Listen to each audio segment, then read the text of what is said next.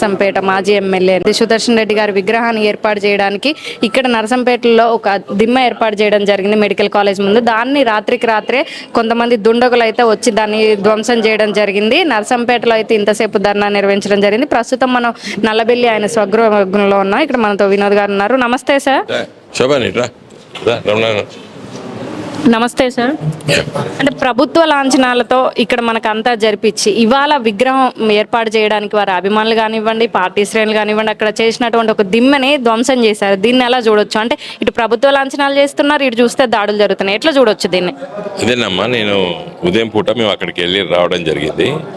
ఇప్పుడు పెద్ది సుదర్శన్ రెడ్డి గారి విగ్రహము ప్రభుత్వ భూమిలో పెట్టడానికి ఆలోచన లేదు, రోడ్డు పైన పెట్టడానికి ఆలోచన లేదు. అది ఒక ప్రైవేటు వ్యక్తి తన సొంత భూమిలో విగ్రహం పెట్టుకోవడానికి ఆలోచన చేసి కింద ఒక లెవెల్ వరకు దాన్ని నిర్మించిన తర్వాత రాత్రిపూట వచ్చి నర్సంపేట మున్సిపల్ కమిషనర్ వచ్చి దాన్ని డిమాలిషన్ చేశాడు, దాన్ని కూలగొట్టాడు.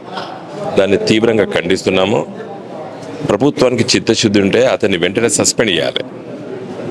ఎందుకంటే ప్రభుత్వ లాంఛనాలతోనే అతను తెలంగాణ రాష్ట్ర ఏర్పాటు ఉద్యమంలో చురుకైన పాత్ర వహించిండని చెప్పి ఒక మాజీ శాసనసభ్యుడిగా గౌరవిస్తూ ప్రభుత్వము అంత్యక్రియలకు ఏర్పాటు చేసింది.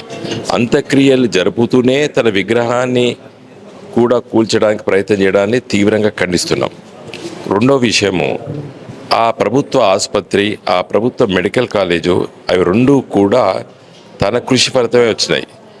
ప్రతి జిల్లా కేంద్రంలో మెడికల్ కాలేజీలు పెడతానని చెప్పి కేసీఆర్ గారు ఆనాడు ముఖ్యమంత్రిగా తెలంగాణ రాష్ట్ర ప్రజలకు హామీ ఇచ్చాడు. ఆ విధంగా ఆలోచన చేసే సందర్భంలో వరంగల్ జిల్లాకి ఒక మెడికల్ కాలేజ్ ఏర్పడ్డప్పుడు తను మరి హరీష్ గారు ఆనాటి మరి ఆరోగ్య శాఖ మంత్రి గారితో కోరి ముఖ్యమంత్రి కేసీఆర్ గారి దృష్టి తీసుకొచ్చి అక్కడ ప్రభుత్వ మెడికల్ కాలేజ్ ఏర్పాటు చేశారు.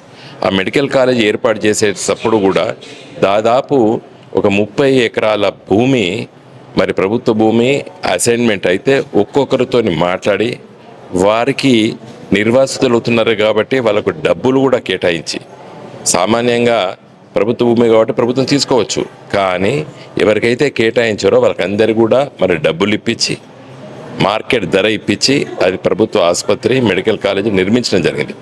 అక్కడ దాని ఎదురుగా ఉన్నటువంటి ఒక ప్రైవేటు వ్యక్తి తనకు కూడా ప్రభుత్వం అసైన్మెంట్ ఇచ్చింది.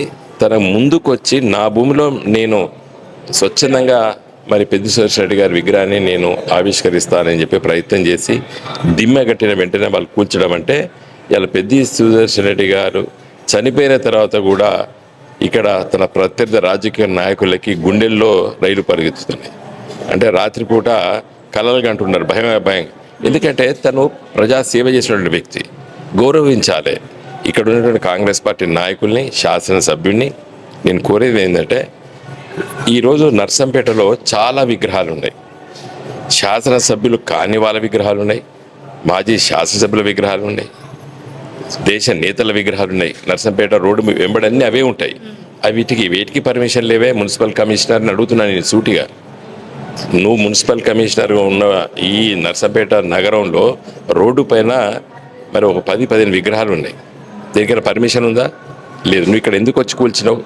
అది నీ భూమి కాదు, నీ ప్రభుత్వ భూమి కాదు, నీ మున్సిపాలిటీ భూమి కాదు. కాబట్టి మళ్ళీ గిట్ట వాళ్ళు అలాంటి ప్రయత్నాలు చేస్తే తప్పనిసరిగా హైకోర్టులో మేము పార్టీ తరఫున కొట్లాడతాం.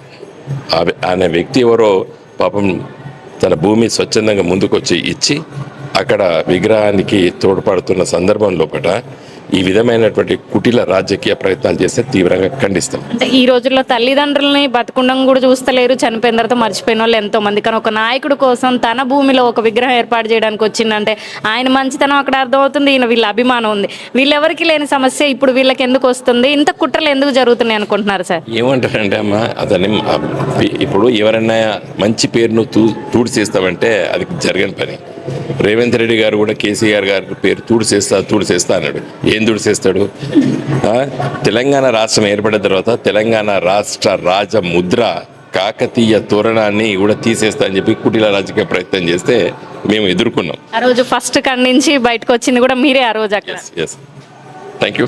ఇక్కడ మనం చూడొచ్చు. సార్ చెప్పండి సార్, అంటే ఆ రోజు ఒక రాజకీయ నాయకుడు చనిపోతే ఇంతమంది అభిమానులు వస్తారా? ఒక రాజశేఖర్ రెడ్డి టైంలో చూసినాం, మళ్ళీ ఇప్పుడు చూసినాం, ఒక ప్రతి ఒక్క అభిమాని కూడా మాట్లాడుతూ సోషల్ మీడియా బయట అంతా జరుగుతుంది. ఇంత మంచి నాయకుడికి ఒక విగ్రహం ఏర్పాటు చేయడానికి ఇంత కుట్రలు ఇదంతా ఏంటి?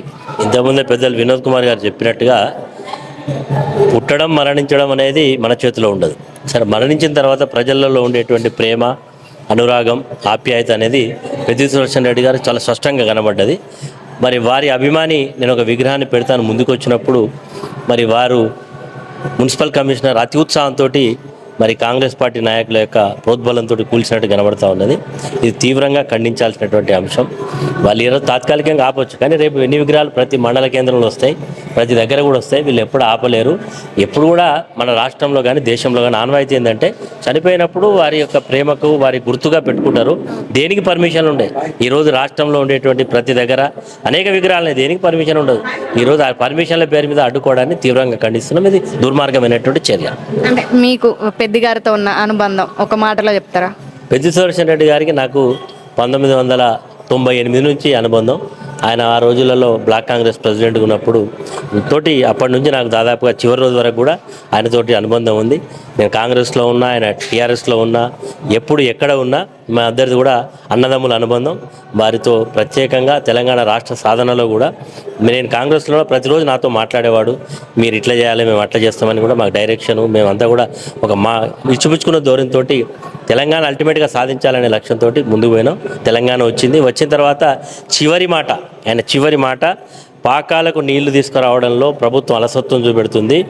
కాళేశ్వరం మరి దేవాలయాల నుంచి నీళ్లు తీసుకురావడంలో ఇబ్బంది పెడుతున్నారు. కాబట్టి దాని కార్యాచరణ రూపొందించాలని అనుకున్నాం. ఆ రూపొందించే సమయంలోనే మన మంది సుదర్శన్ రెడ్డి గారు వీడ్కోలు పొందడం మా అందరికీ చాలా బాధ కలిగించినట్టు అంశం.